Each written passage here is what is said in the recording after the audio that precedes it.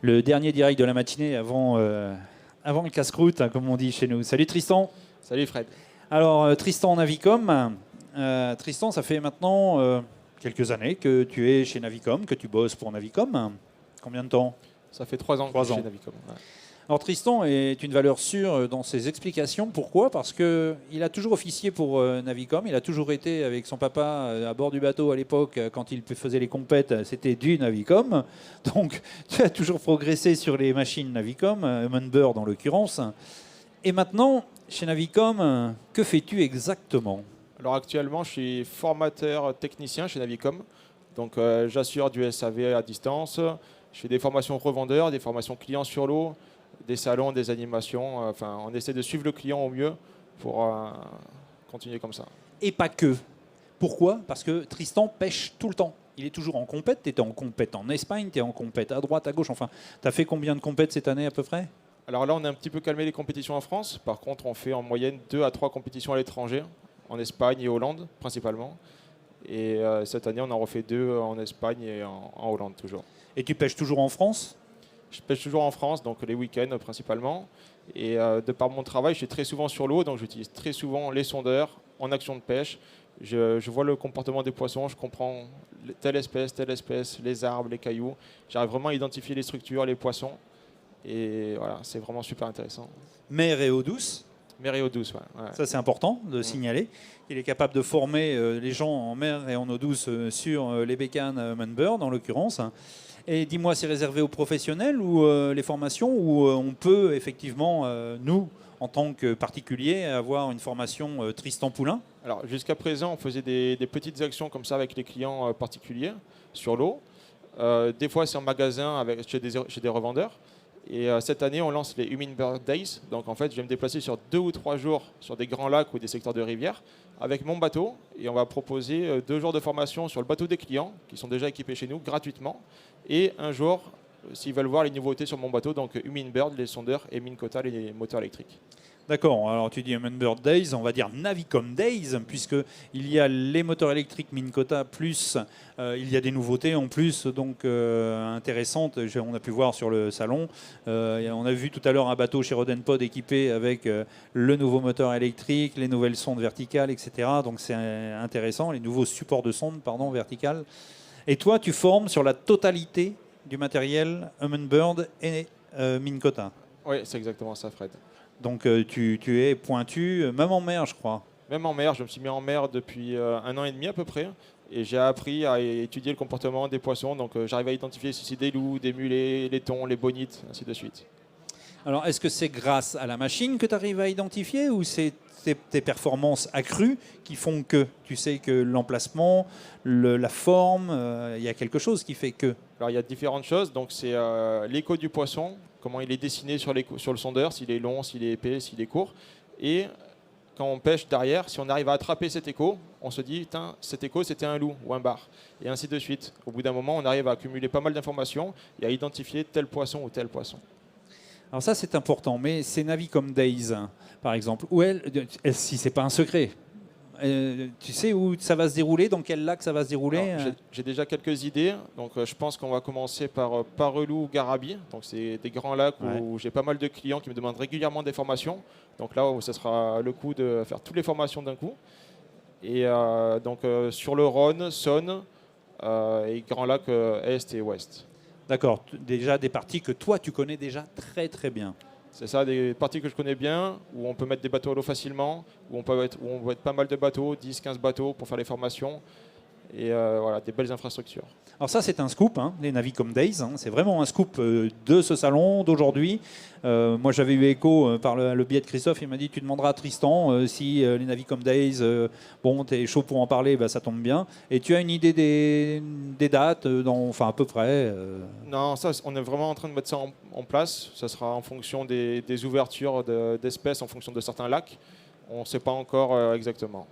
Ça sera pour les beaux jours. Ouais, c'est exactement ça. Voilà, plus pour les beaux jours et fin d'été, ça peut être bien. Alors ça c'est top, mais dis-moi, Tu vas trouver du temps quand, toi, pour aller à la pêche là? Parce que Navicom Days, formation, etc. Bah, je pense qu'on fera les Navicom Days ce week-end, enfin samedi, dimanche, lundi, ou vendredi, samedi, dimanche. Donc je prendrai un jour pour aller à la pêche le lendemain. Parce que c'est plus fort que lui. La pêche, c'est inné chez lui. Et, bon, il a un père qui l'a bien formé. Laurent, il était là il y a 2 secondes avec sa maman. Il était là. Ils l'ont toujours suivi, ils ont toujours pêché ensemble. Moi, j'ai connu Tristan en compétition. Tu étais tout jeune et ton père t'emmenait. Vous faisiez les compètes. Tu étais piqué, tu es parti. Et maintenant, tu voles de tes propres ailes. Tu bosses chez Navicom. Tu formes les gens. Alors, moi, j'ai vu former tous les gens qu'il a formés. Enfin, c'était lors du Grand Pavois très récemment. Sont sortis du bateau ravis en disant il est d'un calme, on comprend beaucoup plus facilement qu'avec les gens qui vont très vite ou les habitués qui vont très vite. Et toi, apparemment, tous ceux qui sont sortis, j'ai un exemple très concret dans la tête. Il m'a dit il est d'un calme, il dit c'est impressionnant. Vous pouvez aller le voir, il va vous expliquer comment fonctionne une machine Humminbird et vous allez réaliser que c'est simple d'utilisation. Parce que, je sais pas, toi, tu t'es pas pris la tête, tu fais ça comme ça. Je sais pas, c'est vraiment bien. En fait, je connais par cœur les sondeurs. Même sans être devant le sondeur, j'arrive à aider des clients par téléphone en rentrant dans les menus. Et en fait, j'arrive à leur expliquer les menus les plus importants pour avoir les meilleures performances de l'appareil sans rentrer dans le compliqué. Ah, je rigole. Ton téléphone, c'est 06. Parce que alors là, tu vas être foudroyé d'appels si on donne ton numéro ici. Non, mais c'est au top, quoi. Vraiment, Navicom a fait une recrue il y a quelque temps avec toi. Alors, il est très humble, hein, il est timide aussi, Tristan. Il faut savoir ça. C'est que c'est pas qu'il veut pas aller voir, c'est que c'est sa personnalité. Il est comme ça, il est très secret. Et puis, quand il se dévoile, croyez-moi, il vous donne un paquet de choses. Alors, il donne pas tous les astuces de pêche non plus, parce qu'en pêche, tu as une pointure quand même. Et il y a toujours la compète. Donc en compète, on dit après ou on dit pas. Mais avec quoi on a pêché, comment on a pêché, on dit pas toujours. Et la compétition reste la compétition. Mais c'est un putain de pêcheur. Des fois, il lui manque que les écailles, ce garçon-là. On ne sait pas où il trouve la pêche, mais il la trouve. Et bon, les machines t'aident quand même. Ouais. Sérieusement ou pas? Sur les compétitions, on passe très souvent 1 jour ou 2 jours de repérage. Et souvent, ça se passe sur des postes précis. Donc des petites pointes, des petits hauts fonds ou des bandes d'ablettes. Enfin, à l'étranger, c'est beaucoup derrière les bancs de poisson fourrage. Il faut les trouver. Et qu'est-ce qui t'aide le plus, la vue qui t'aide le plus en vision sur un repérage? Sur le repérage, c'est le side imaging. C'est une image latérale en fait, qui permet de voir sur les côtés du bateau. Donc en un passage, on voit facilement 50-60 mètres de large. Ce qu'on voit actuellement sur l'écran. C'est ça. Donc on peut voir facilement 30 mètres de chaque côté. Et là, on voit sur l'image, on a un brochet. En fait, on a l'écho du brochet en jaune sur le noir. Et en noir, on a l'ombre du brochet. En fait. Et là, on peut savoir qu'il est à gauche du bateau. Et on peut vraiment identifier la zone où il est. Alors tu le pointes et le lendemain, tu viens le chercher? Celui-là, on a essayé tout de suite, mais on n'a pas réussi. Voilà, ça marche pas toujours. On peut repérer le poisson, mais ça marche pas toujours. Alors là, c'est facile, grosse silure. D'ailleurs, ça ressemble à une des images que je fais aussi. Non, c'est pas la mienne. Il n'y a plus de secret pour les silures avec cette image-là. Ouais, c'est ça. Oui, mais le silure, il est prédominant, il est gros, donc forcément, à l'éco-sondeur, ça va. Mais là, quand on voit le brochet, on peut quand même, sur cette image, voir que c'est un brochet. Lac du Salagou, c'est pareil. J'ai passé une demi-heure dessus, j'ai pas réussi à le faire. Ouais, là, on voit vraiment que c'est un brochet, oui, tout à fait. Tu as passé une demi-heure, mais tu l'as fait? Non, j'ai pas réussi à le faire. Ah, t'as pas réussi à le faire. J'en ai attrapé des plus petits, mais pas celui-là. Une très belle épave. Voilà, les épaves, les roches, toute structure, on arrive à les voir avec une super qualité d'image. On peut les marquer avec un point GPS, revenir dessus le lendemain, 6 mois après. D'accord. Si elle n'a pas bougé, c'est bon, un arbre. Ça évite de laisser le leurre dedans, on peut faire le tour. Et en fait, les structures, en général, je les marque, mais en fonction des saisons, des fois, il y a des poissons, des fois, il n'y en a pas. Donc, comme on peut voir, l'arbre, des fois, l'hiver, il y a beaucoup de poissons, et l'été, il n'y a pas forcément de poissons dedans, ou pas de carnassiers.